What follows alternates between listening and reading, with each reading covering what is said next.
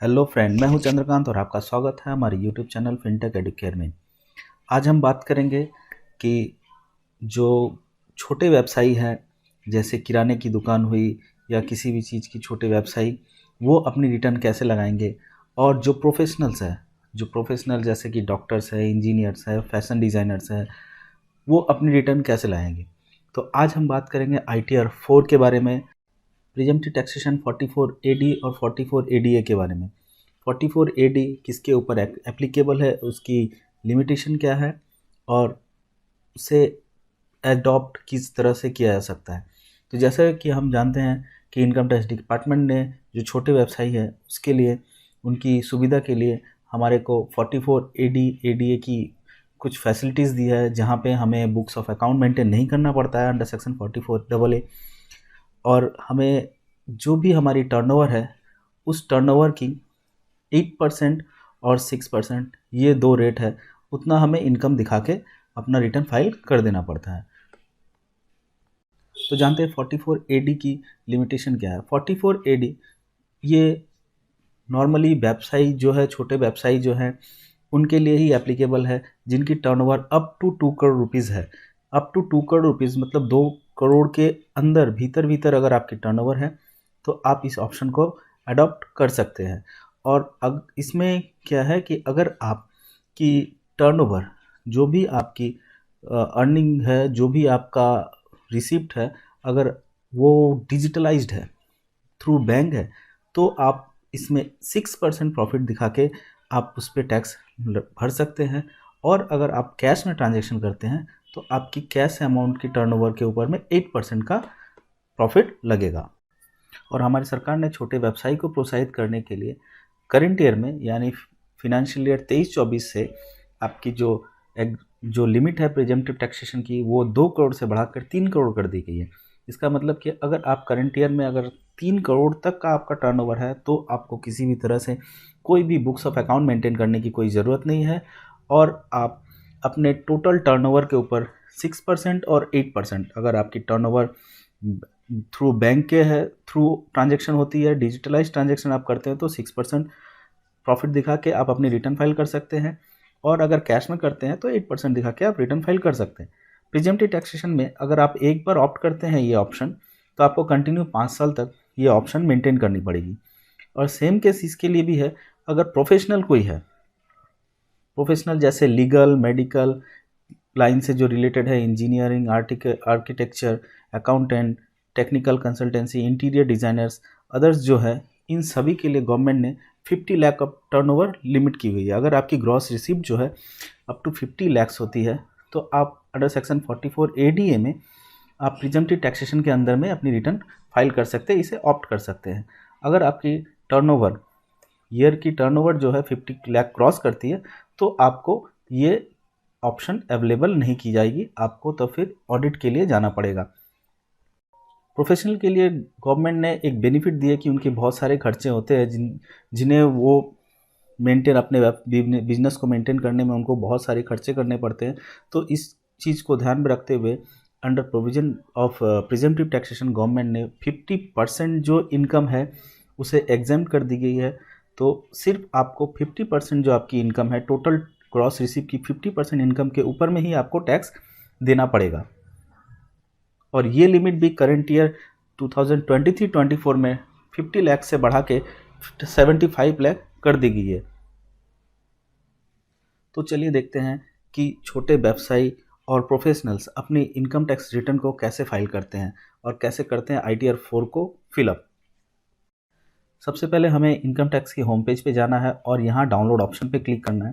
Download option click करते ही आप यहाँ पे देखेंगे कि इनकम टैक्स डिपार्टमेंट में ITR 1 और ITR 4 की यूटिलिटीज़ जो है वो अवेलेबल करवा दी गई है। यहाँ पे हम ITR 4 की एक्सेल बेस्ड यूटिलिटी जो है यहाँ से हम डाउनलोड कर सकते हैं। ये फॉर्म को यहाँ से डाउनलोड करने के बाद में आप इसे ओपन करें तो कुछ इस तरह का इंटरफेस आपको खुलेगा। अब इस फॉर्म को, जो कि बहुत ही सिंपल है, आप आराम से इसे फिलअप कर सकते हैं। यहाँ पे आपकी नाम, address, date of birth, PAN, state, ये सारी डिटेल भरनी है। यहाँ पे आप एक इंपोर्ट प्रीफिल का भी ऑप्शन है, आप चाहे तो यहाँ से इंपोर्ट कर सकते हैं इनकम टैक्स साइट पे। चलिए दिखाते हैं आपको प्रीफिल कैसे डाउनलोड करनी है। यहाँ पे प्रीफिल ऑप्शन का यूज़ करने से आपका क्या है कि इनकम टैक्स डिपार्टमेंट के पास में आपकी जितनी भी डिटेल है वो सारी की सारी डिटेल जो है वो ऑटो फिल्ड हो जाएगी। इसके लिए आपको करना है पहले इनकम टैक्स साइट पे लॉगिन। इनकम टैक्स साइट पे लॉगिन करने के बाद में आपको जानी है ई फाइलिंग पे। ई फाइलिंग में जाने के बाद आपको करना है ई फॉर्म रिटर्न पे क्लिक, और यहाँ पे देखिए आप डाउनलोड प्रीफिल डेटा है, इसे करना है डाउनलोड। यहाँ पे ई फॉर्म जो प्रीफिल डेटा है यहाँ पे ऑप्शन आपका चला आया है, यहाँ पे सेलेक्ट करना है आपका करंट असेसमेंट ईयर 23-24 और इसे करते हैं डाउनलोड। प्रीफिल डेटा को डाउनलोड करने के बाद में अब आपको आनी है आपके यहाँ इंपोर्ट प्रीफिल ऑप्शन पे, यहाँ पे क्लिक करना है। यहाँ पे क्लिक करने के बाद में जो फाइल आपने डाउनलोड की है ये आपको लोकेशन पूछेगा, आपको उस लोकेशन यहाँ पे आपको प्रीफिल डेटा को सिलेक्ट करना है और इसे करना है ओके। ओके करते ही आप देखेंगे यहाँ पे आपकी जो फॉर्म्स है ये ऑटोमेटिक फिलअप होना शुरू हो जाएगी। इंपोर्ट प्रीफिल करते ही देखेंगे आपकी सारी डिटेल जो है यहाँ पे ऑटोमेटिक फिल्ड हो गई है। तो बढ़ते फाइलिंग की ओर। यहाँ पे सबसे पहले हमें ये सेलेक्ट करना है कि आप जो रिटर्न कर रहे हैं वो न्यू टैक्स रिजिम में है या ओल्ड टैक्स रिजिम में। तो अगर आप न्यू टैक्स रिजिम में तो आपको यस क्लिक करना है, और आप ओल्ड टैक्स रिजिम में तो आपको नो क्लिक करना है। नो क्लिक करने के बाद में आपको उसके बाद आपको आगे बढ़ना है। अब यहाँ पे आपको यहाँ पे डिटेल जो है यहाँ पे भरनी है आपको कि 7 प्रोविज़न में आपको जो है आपके ऊपर एप्लीकेबल है कि नहीं है। यहाँ पे ये होता है 7 प्रोविज़न में कि आपकी अगर डिपॉजिट ड्यूरिंग द ईयर आपकी डिपॉजिट अगर एक्सीड 1 करोड़ है, अगर 1 करोड़ से ज़्यादा की डिपॉजिट है तो आपको 7 पर यस करना पड़ेगा। या फिर आपकी टोटल जो ट्रैवलिंग फॉरेन ट्रैवल पे अगर 2 लाख के से ज़्यादा की खर्च हो गई है, या फिर आपकी इलेक्ट्रिक बिल जो है ड्यूरिंग द ईयर आपकी इलेक्ट्रिक कंजम्पशन की बिल जो है 1 लाख से ज़्यादा आ रही है, तो फिर आपको यहाँ पे यस करना पड़ेगा। मेरे केस में ये नो है तो मैं यहाँ से आगे बढ़ता हूँ नो करके। फिर आपको ये फॉर्म फिलअप करना है कि whether the return is being filled by a representative SSC, yes और नो। तो अगर आप खुद से कर रहे हैं तो इसे यस नो कर दीजिए, और आपकी रिप्रेजेंटेटिव अगर कर रहे हैं फाइल इसे तो उसे यस होगा। जैसे यहाँ पे ये खुद की रिटर्न है तो यहाँ पे नो करके मैं आगे बढ़ रहा हूँ। इसके बाद चले आते हैं इनकम डिटेल के ऊपर। सबसे पहले यहाँ पे है हमारी income from business and profession. यहाँ पे जो है यहाँ डेटा आपको फिलअप करने नहीं देगा, क्योंकि इस डेटा को फिलअप करने के लिए आपको यहाँ पे ये बीपी ऑप्शन जो है बिजनेस एंड प्रोफेशन की सीट पे जाना पड़ेगा। ठीक है, तो पहले हम लोग ये सीट गो थ्रू कर लेते हैं। यहाँ पे अगर आपकी ग्रॉस सैलरी, अगर आपकी कुछ भी सैलरी इनकम है तो आप यहाँ पे उसमें मेंशन कर देंगे। अगर सैलरी से कुछ भी परक्विजिट आपको मिलता है तो उसे आप यहाँ पे इंटर कर सकते हैं। अगर आपकी किसी भी तरह की अलाउंसेस है वो आपको यहाँ पे सेलेक्ट करना अपनी अलाउंसेस, और अलाउंसेस का अमाउंट यहाँ पे आपको मेंशन कर देना है। अगर आपकी हाउस प्रॉपर्टी से इनकम है, अगर आपकी सिंगल हाउस प्रॉपर्टी से इनकम है तो आपको यहाँ पे रेंट रिसीप्ट जो है वो यहाँ पे मेंशन करनी है। और अगर आप हाउस प्रॉपर्टी के ऊपर में कोई लोन है तो अप टू 2 लाख आप यहाँ पे डिडक्शन क्लेम कर सकते हैं। अगर आपकी इसके अलावा भी कोई अदर इनकम है, अगर डिविडेंड की इनकम है या फिर किसी तरह की इनकम, तो यहाँ पे देखिए जैसे मैंने प्रीफिल डेटा फेच किया था तो यहाँ पे ऑटोमेटिक जो है 89 रुपीज़ जो इनकम मेरी यहाँ पे चली आ रही है। ठीक है, तो अदर इनकम जो भी है आपकी वो आपको यहाँ पे मेंशन कर देना है। उसके बाद चले आते हैं हम लोग डिडक्शन सेक्शन पे। अगर डिडक्शन में आपकी किसी भी तरह की डिडक्शन है ATC टू CCD, यहाँ पे कोई भी insurance, provident fund, pension scheme की अगर कुछ भी डिडक्शन है आपकी तो वो आप यहाँ पे क्लेम कर सकते हैं। अगर आप ATD में अगर हेल्थ इंश्योरेंस करवा के रखे हैं अपनी फैमिली की, या फिर सीनियर सिटीजन है फैमिली मेम्बर, या फिर अपने फैमिली मेम्बर्स की जो सीनियर सिटीजन नहीं है उन सब की, तो उन सब की डिटेल करना है। तो यहाँ पे आप यहाँ पे डायरेक्ट फिल नहीं कर सकते, आपको ये फिल करने के लिए आपको ATD कॉलम में जाना पड़ेगा। ATD कॉलम में आप आने के बाद में यहाँ पे आपने सेलेक्ट कर लेना है कि आपकी जो इंडिविजुअल जो फैमिली मेम्बर है वो अगर सीनियर सिटीजन है और उनके अगेंस्ट में आपने अगर हेल्थ इंश्योरेंस करवा के रखा है तो आपने यहाँ पे यस सेलेक्ट करना है, और नहीं तो नो सेलेक्ट करना है। और अपने पेरेंट्स के लिए अगर आप कर रहे हैं, सीनियर सिटीजन है, तो वहाँ पे भी आपको सेलेक्ट करना है। तो हमारे केस में यहाँ पे नो सब है और मैं नो सेलेक्ट करके आगे बढ़ रहा हूँ। इसी तरह अगर आपकी ATG कोई भी डोनेशन से, चैरिटेबल इंस्टीट्यूट से अगर कोई भी डिडक्शन है तो वो आप ATG फॉर्म में फिलअप कर सकते हैं। अगर आपकी ATTT है, अगर इंटरेस्ट से कोई इनकम है तो वो आपको ATTTA के अंडर में यहाँ पे मेंशन कर देनी है। यहाँ पे सारी डिटेल जो है डिडक्शन की वो फिलअप हो जानी है। फिलअप होने के बाद में हम चलते हैं अपने main topic business and profession की डिटेल की ओर। अब यहाँ पे है, अगर आप छोटे व्यवसायी है और आपकी टर्नओवर 2 करोड़ से नीचे है, अप टू 2 करोड़ रुपीज़ है, तो आप अपनी यहाँ पे जो है बिजनेस का नाम, अगर किसी आपके ट्रेड लाइसेंस जिस नाम से है आपको वो नाम मेंशन करना है, या फिर आपके खुद की नाम पे ये है तो यहाँ पे अपना नाम मेंशन करना है। और यहाँ पे जो है बिजनेस कोड जो है वो सेलेक्ट करना है। जैसे यहाँ पे गाउन एंड मैन्युफैक्चरिंग टी, यहाँ पे सारी ऑप्शंस हैं आपके पास में, यहाँ से आपको सेलेक्ट करना है। और आपको यहाँ पे डिटेल जो है ऐड करने वाला है टोटल टर्नओवर का। अगर आपकी टर्नओवर जो है आप डिजिटलाइज ट्रांजैक्शन करते हैं और बैंक के थ्रू ही ट्रांजैक्शन करते हैं, तो आप अपनी टर्नओवर के ऊपर में 6% की जो इनकम है वो बुक करके आप टैक्स कैलकुलेट कर सकते हैं। और अगर आपकी ट्रांजैक्शन कैश में है तो 8% के हिसाब से आपको इनकम बुक करके आपके उसके ऊपर में टैक्स पेमेंट करना होगा। तो यहाँ पे अगर मैं सपोज़ यहाँ पे मैं अपनी टर्नओवर 5 लाख रुपीज़ मांग रहा हूँ, तो हमें मिनिमम जो है अगर डिजिटलाइज्ड है तो 6% करना ही पड़ेगा अपना डिक्लेयर। इनकम जो है 6% अपनी इनकम डिक्लेयर करनी पड़ेगी। यहाँ पे मैं 40,000 अपना इनकम डिक्लेयर कर रहा हूँ। और अगर आप प्रोफेशनल्स हैं, जैसा कि अगर आप डॉक्टर्स हैं, इंजीनियर्स हैं, या फिर आप इंटीरियर डिज़ाइनर हैं, तो आप अपनी इनकम को यहाँ पे आपको अपनी डिटेल जो है यहाँ देनी है। आपकी नेम ऑफ बिज़नेस, अगर आप क्लिनिक चला रहे हैं, डॉक्टर हैं, क्लिनिक चला रहे हैं, तो आपकी बिज़नेस क्लिनिक के नाम पे अगर ट्रेड लाइसेंस आपने ले रखी है, या फिर आप इंजीनियर हैं तो आपकी बिज़नेस की जो भी नाम है, या फिर अपने खुद के नाम पे है तो यहाँ पे अपना नाम मेंशन करना है। अगर आप डॉक्टर है तो आपको यहाँ पे बिज़नेस कोड में जाना है। और मेडिकल,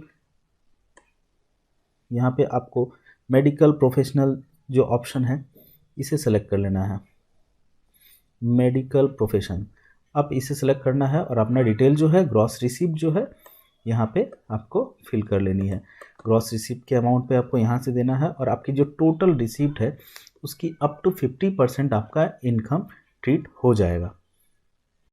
सारी इनकम डिटेल फिलअप करने के बाद में सबसे इम्पॉर्टेंट पॉइंट पे आनी है, वो है टीडीएस।